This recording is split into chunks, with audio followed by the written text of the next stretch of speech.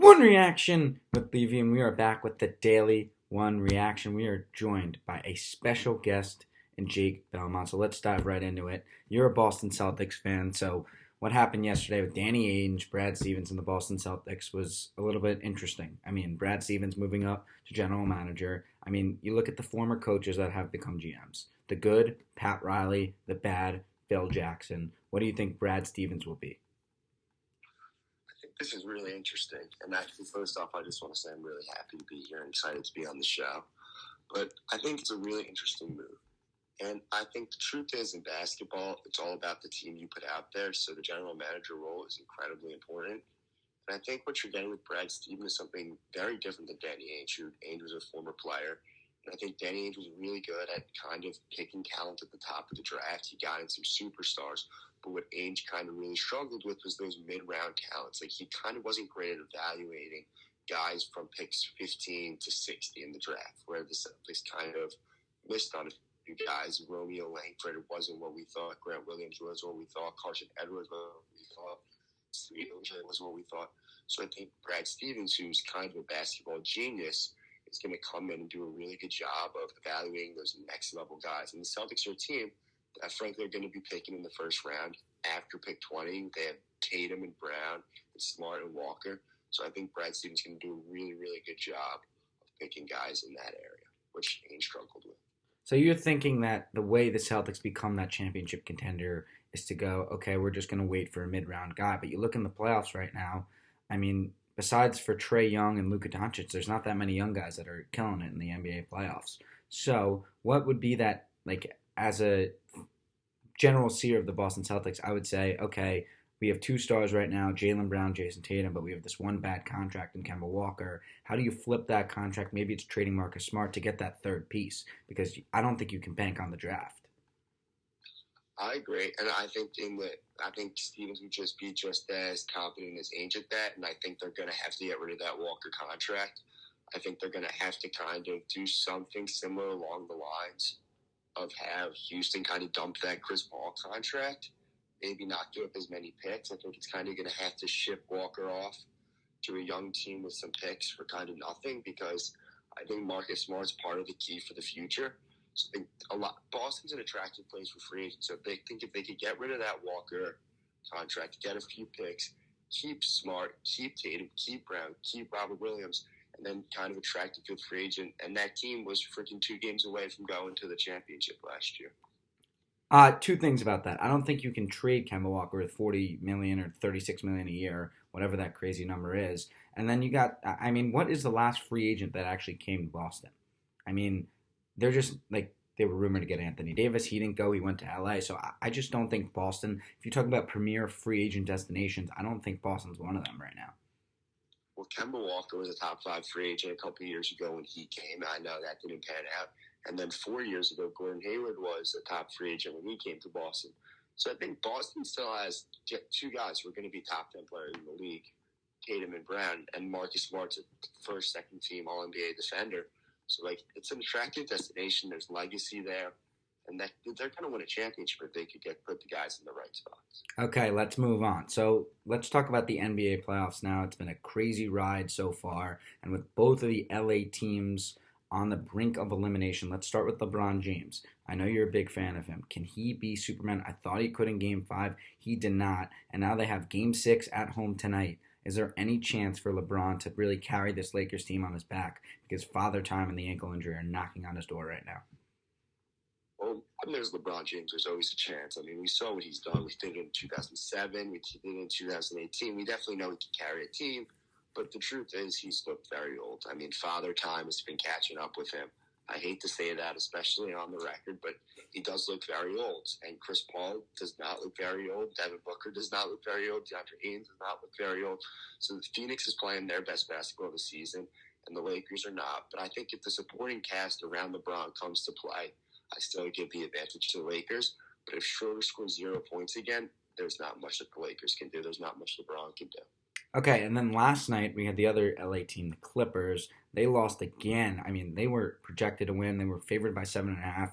They came in. I thought they were going to win. They did not. I mean, what is wrong with this Clipper team? How do you go down 20 or whatever it was to Dallas, and then at the end of the game, you come all the way back, and Kawhi Leonard chucking up a three with 8 seconds? What is wrong with this team at the end? I feel like it's no communication. What is your thoughts?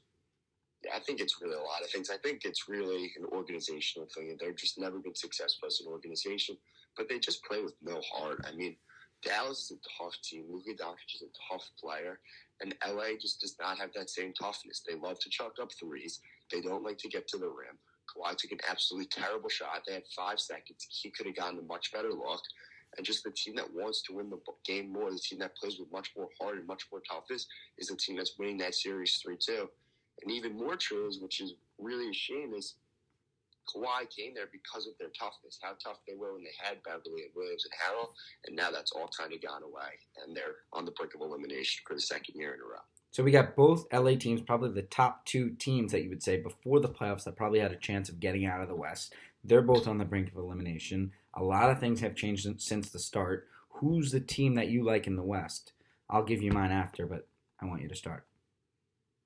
Personally, I still think that whichever one of the two LA teams makes it out of here in Game 7, which I think that one of them will, is my favorite. But if they both do happen to fall, I do think Phoenix is the team to beat in the West with that big three they have and the way they kind of will have handled LeBron and the Lakers.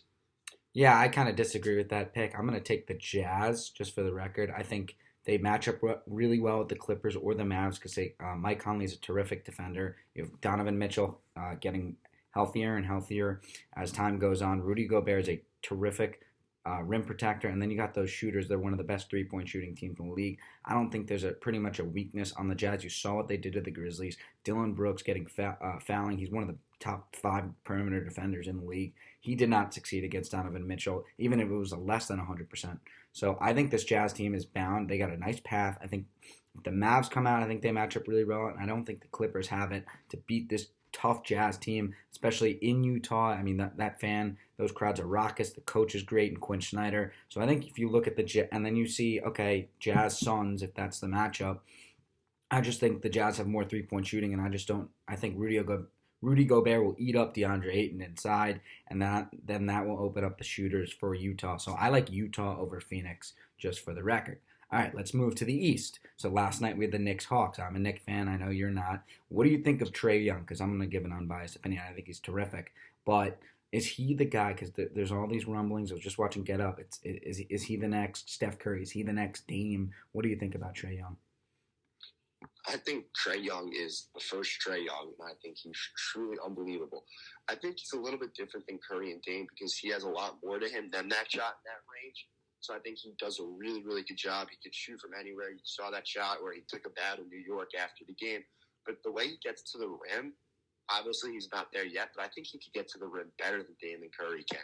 He has really, really tremendous finishing around the rim. He's a better passer right now, I think, than Dame and Curry are. So I think he's kind of the first Trae Young. He's a great shooter.